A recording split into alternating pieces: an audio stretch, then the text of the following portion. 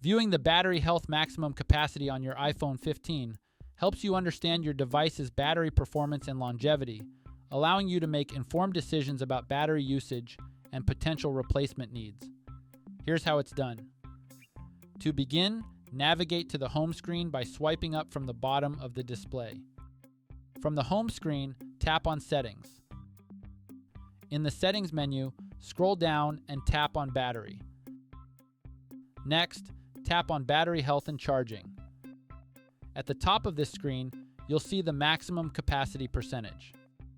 This percentage indicates your battery's current capacity compared to when it was new. 100% means your battery is performing at its peak capacity. Meanwhile, lower percentages indicate some degradation, which is normal over time. Below the percentage, you'll find an explanation of what this measurement means for your device's performance. To reduce battery aging, be sure to enable the option to optimize battery charging. Regularly checking your battery health can help you anticipate when you might need to adjust your usage habits or consider a battery replacement to maintain optimal performance on your iPhone 15.